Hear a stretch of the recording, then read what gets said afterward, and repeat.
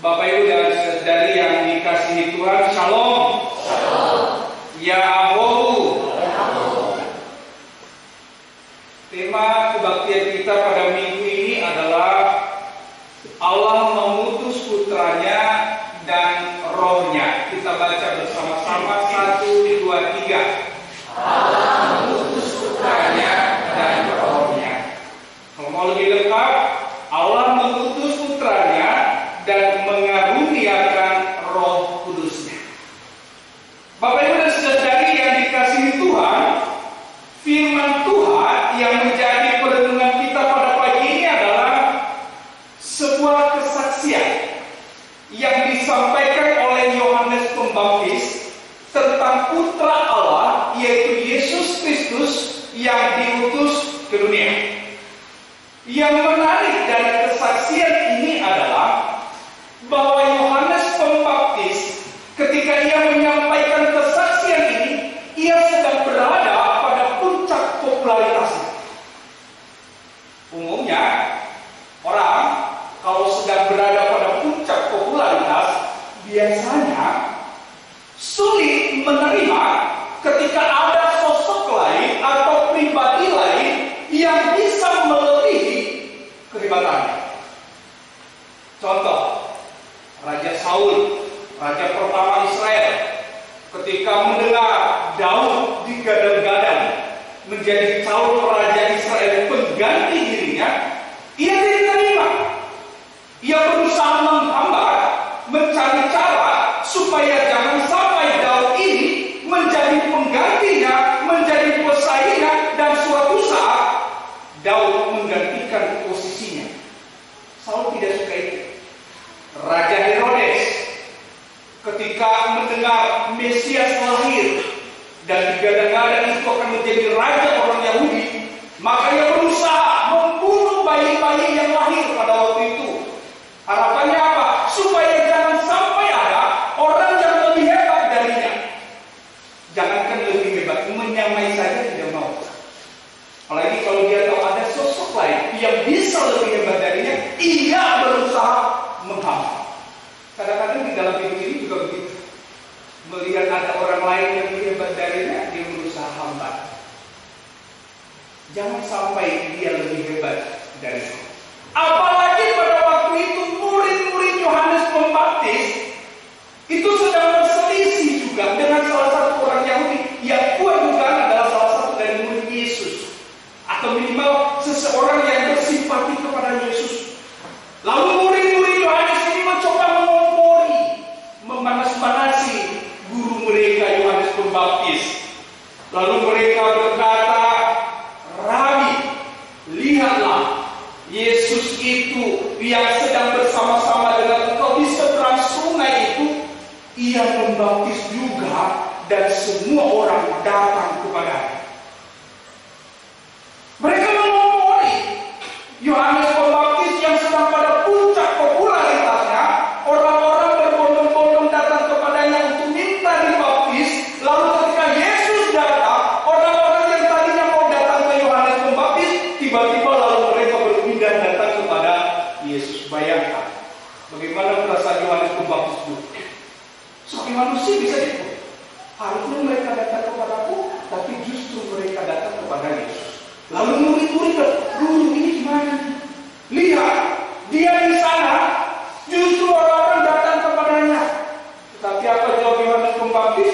Tidak ada seorang pun yang bisa mengambil untuk dirinya sendiri kalau bukan dikaruniakan dari surga kepada. Yohanes Pembaptis mengakui bahwa meskipun dia sama-sama utusan Allah, dia juga sedang berada pada puncak popularitasnya. Ia mengakui bahwa Yesus itu, putra Allah itu, jauh lebih berkuasa, jauh lebih hebat, dan jauh lebih tinggi dari diri. Ini luar biasa. Dia menyampaikan kesaksian ini pada puncak popularitasnya, tetapi ia dengan rendah hati mengakui bahwa ada yang lebih hebat dan lebih tinggi daripadanya. Puncak pengakuannya itu adalah pada ayat 30 ketika ia mengatakan, "Ia harus makin besar, tetapi aku makin kecil. Ia tahu bahwa ia diutus. Ia juga orang hebat. Tetapi melayani Tuhan, ia tahu bahwa bukan dirinya yang dihebatkan, tetapi hanya nama Allah saja, yaitu Yesus Kristus yang diutus Allah. Dia harus semakin besar, dan dirinya sebagai utusan pendahulu, ia harus semakin kecil dengan merendahkan dirinya, mengakui bahwa Yesus Kristus jauh lebih besar dari diri. Bapak Ibu dan saudari yang dikasihi Tuhan, Allah mengutus putranya dan rohnya. Tentu pengakuan Yohanes Pembaptis ini didasari pada kesadaran bahwa sungguh Yesus sebagai putra Allah memiliki banyak keistimewaan dan kelebihan yang tidak ia miliki. Yang pertama, Yohanes Pembaptis mengakui bahwa Yesus itu dari sorga, dan karena ia dari sorga, maka ia lebih tinggi dari semua. Ia mengatasi apapun. Itu tadi yang kita baca di ayat 31. Siapa yang datang dari surga, ia mengatasi semua. Semua utusan Allah selama ini sebelum Yesus Kristus, mereka adalah dari bumi.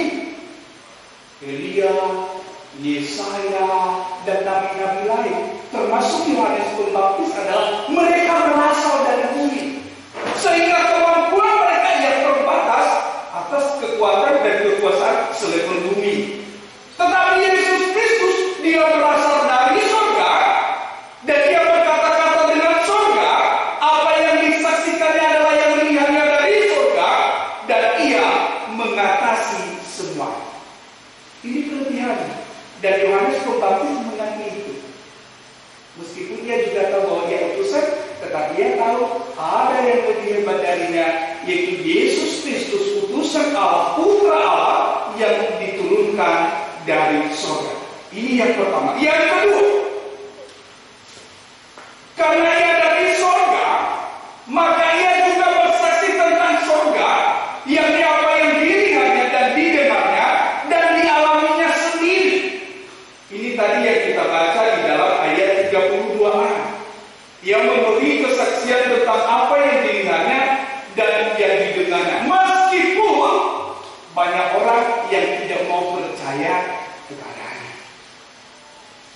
Kalau utusan-utusan lain, nabi-nabi lain termasuk Yohanes Pembaptis, itu mereka hanya mendapatkan kesaksian atas penglihatan dan atas pendengaran mereka. Tetapi Yesus Kristus, ia dari surga, ia mengalami semuanya. Sehingga Yohanes Pembaptis tahu bahwa dia lebih hebat, lebih luar biasa daripada dirinya sendiri. Ayat 34 dikatakan, sebab siapa yang diutus Allah, dialah yang menyampaikan firman Allah. Kesaksian Kristus, apa yang dilihatnya, apa yang didengarnya, apa yang dialaminya, ia sampaikan dan menjadi firman Allah.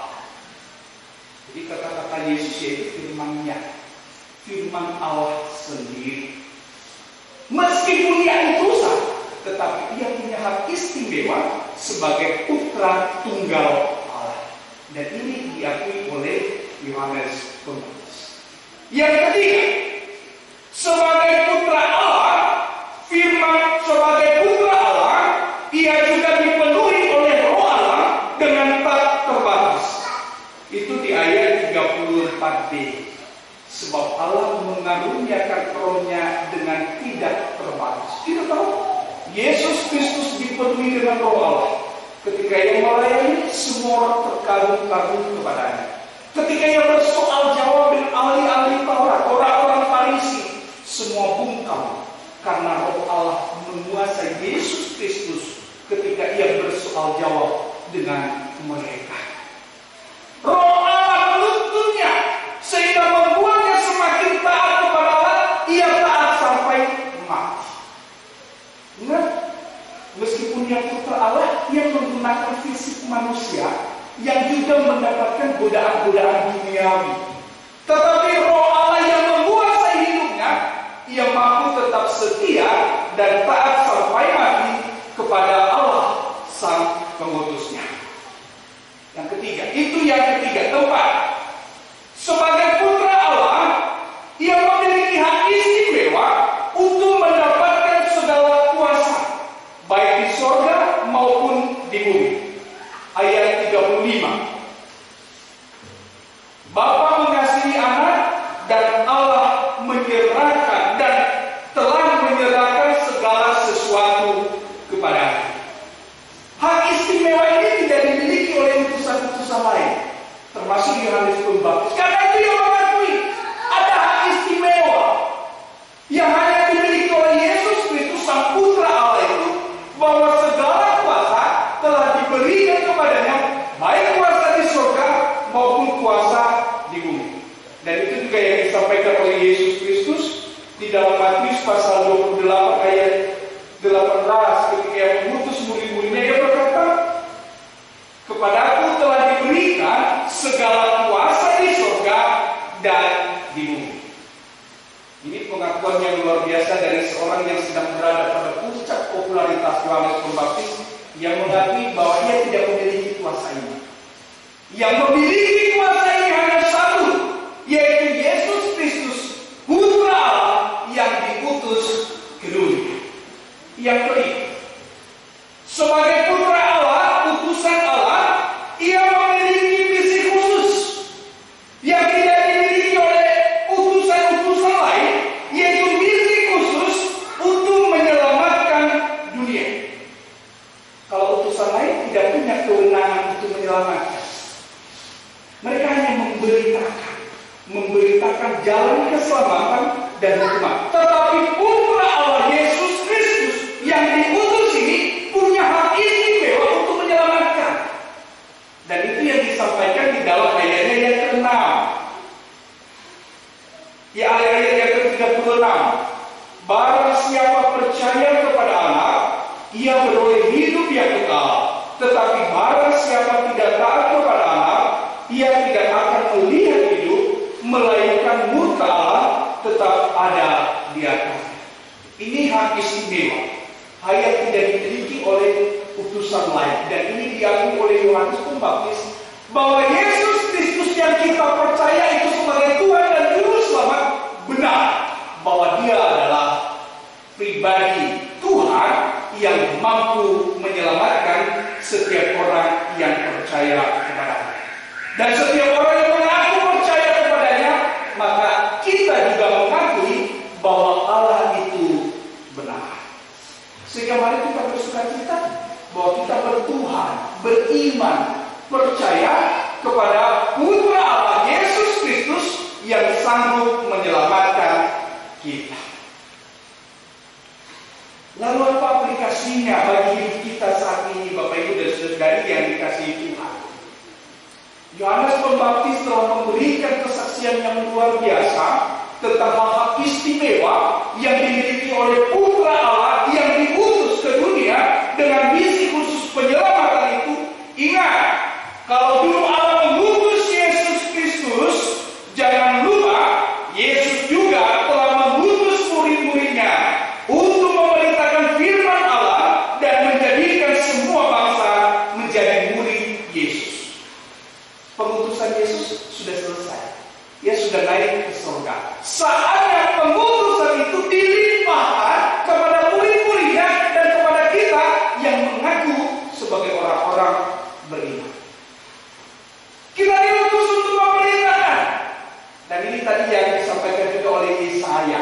Ketika Tuhan menanyakan siapa yang utus, apa jawab Yesaya? Inilah aku, utuslah aku.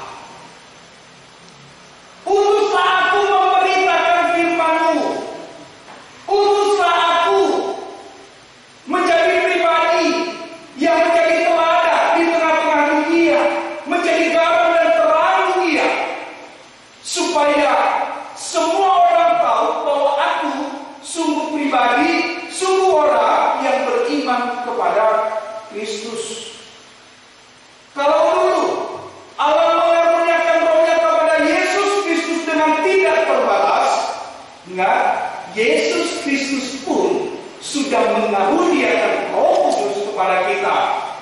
kita kenal atau yang kita peringati pada minggu lalu, pada minggu Pentakosta. Dan itu akan menolong, menghibur dan menguatkan kita, serta menginsafkan kita, serta menuntun kita pada jalan yang benar. Pertanyaannya, kita ini siap diutus dan kita ini siap juga untuk berbuat sebagaimana Yesus Kristus kehendaki dengan buah-buah Roh Kudus yang telah Ia berikan di dalam hidup kita, atau tidak? Bapak Ibu dan saudari yang dikasihi Tuhan, Allah mengutus putranya dengan misi khusus menyelamatkan. Kita diutus oleh Yesus Kristus dengan misi memberitakan firman Tuhan, supaya yang selamat itu bukan hanya kita, tetapi orang lain juga mendapatkan keselamatan. Dan siapa yang diutus itu adalah mereka-mereka yang memberitakan firman Tuhan, bukan hanya lewat kata-kata, tetapi lewat kehidupan nyata kita dimanapun kita berada. Tetapi selalu ingat, meskipun kita sudah siap diutus dan merasa sebagai utusan, kita juga harus senantiasa punya sifat kerendahan hati seperti yang dimiliki oleh Yohanes Pembaptis, bahwa bukan kita yang dihebatkan, tetapi Allah saja yang semakin besar, bukan justru diri kita yang semakin besar. Rendah hati juga untuk mengakui kelebihan orang lain kalau memang mereka lebih hebat, lebih baik daripada diri kita. Tuhan Yesus memberkati. Ayat apa? Ayat 34. Kita baca bersama-sama. 1, 2, 3. Sebab